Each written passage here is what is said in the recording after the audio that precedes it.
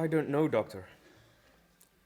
The life of a cartoonist has not become easier during the last years. But in fact, it's the story of my life. I've been wearing this mask for as long as I can remember. Initially because, as a kid, I loved Donald Duck. But later, it became my shelter. Yes, I was being bullied and intimidated in my childhood. I really sucked at sports. I couldn't play the guitar. But I had a natural talent for drawing, and I started to make caricatures of the people around me. They weren't always flattering, by the way, on the contrary. My easiest victims, of course, were my teachers. Sometimes they felt completely assaulted by my portraits. Probably they recognized themselves a little bit too much. I had my first taste of censorship when one day all 900 covers had to be removed from the school paper due to one of my cartoons. Still, it felt like a great achievement, and even the school bullies, they showed respect for my skill. So I sharpened my pencils and I knew for once and for all, if you can't beat them, draw them. So I went to art school. There I learned that Belgian beers are the best. The same teacher who taught me that important lesson showed me that as an artist, you don't need to be the best, as long as you know how to find the spotlights. Later, I got paid for my first drawings by a local newspaper.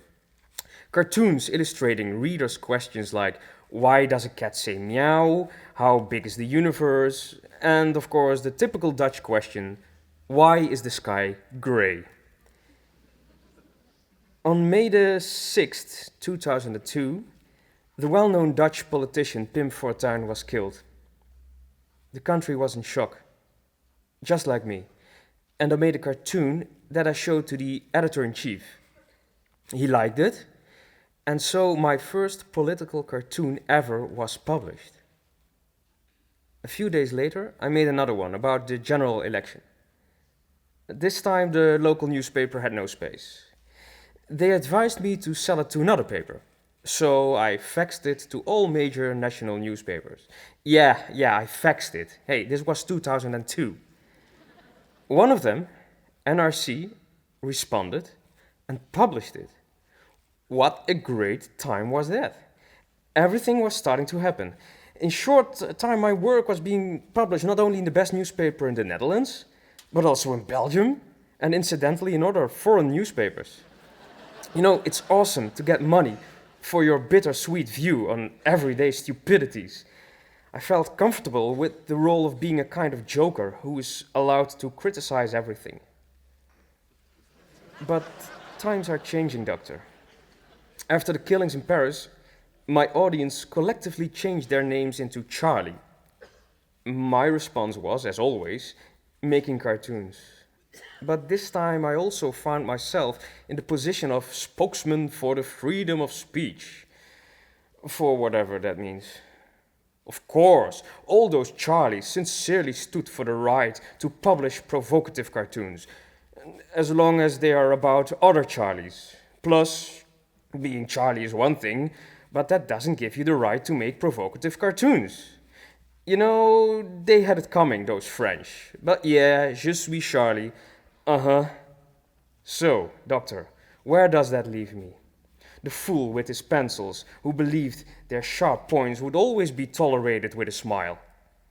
In short, I think by now I'm the most risky client on your couch. My bodyguards over there, they are no hallucinations, you know. I play my new role, but it still feels weird to be a joker and a front soldier at the same time. So, Doctor, can you please help me out of this labyrinth?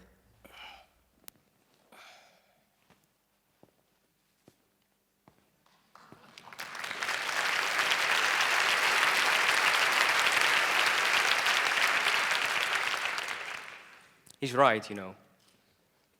That insecure and thoughtful version of me on the couch.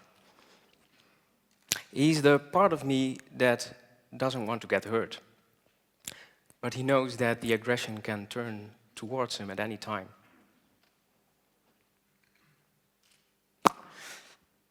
You know, most cartoonists are silent, solitary men in their attic rooms,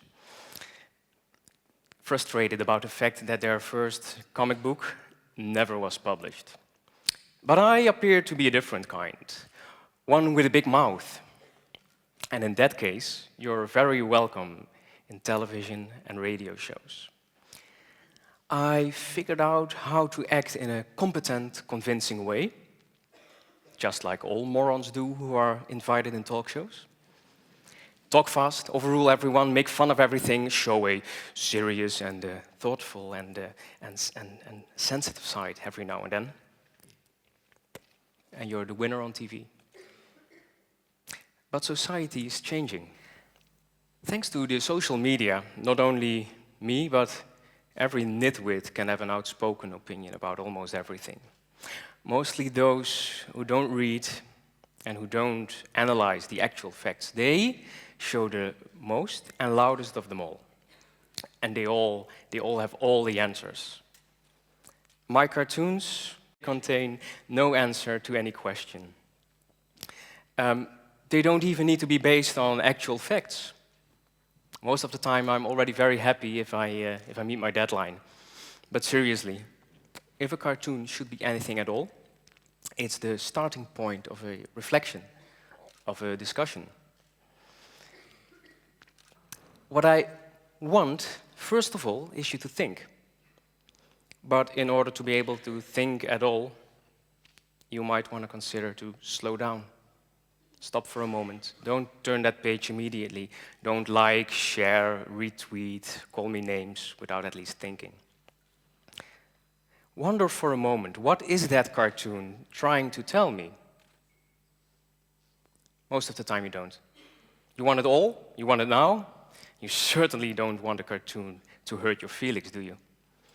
You don't. Let me give an example. There he is. A famous Dutch lawyer wrote his memoirs in which he dedicated a whole chapter to explain that he is a dandy, but for the love of God, not gay. Not at all. Okay.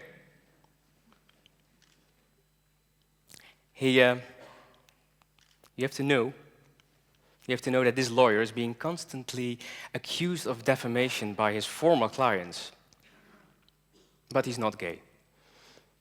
He explained this in every television show he was on to promote his book, of course.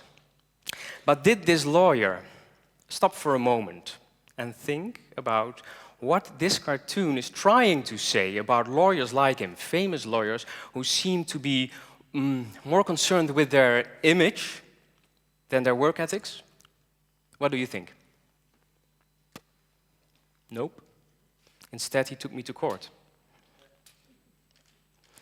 An inconvenient affair at most, you'd say. Laugh about it. But it really became dangerous when the judge convicted me. A reader will not take the time to reflect upon the possible meanings of a cartoon. A reader will not take the time to reflect upon the possible meanings of a cartoon. Think about it for a moment, or not if you choose to follow this judge. There.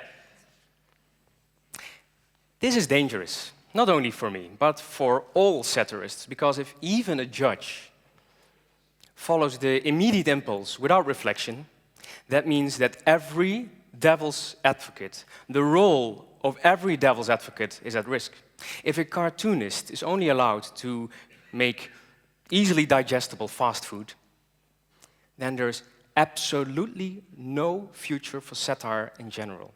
That would mean no room for doubts, no room for discussions, no room for second thoughts, and of course, bless you, no room for provocative cartoons.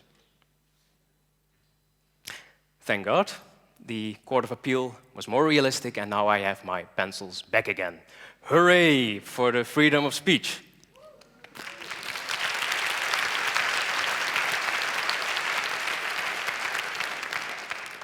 For now. By the way, A few years before we met in court, this same lawyer once urged me to please continue making as much as possible cartoons about the Islam.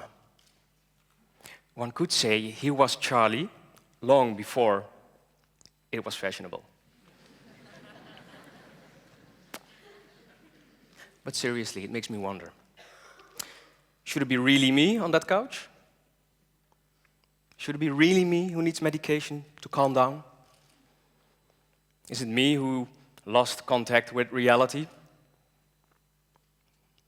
Honestly, I think it's you. You who hired a lawyer. You who accepts the judge's verdict.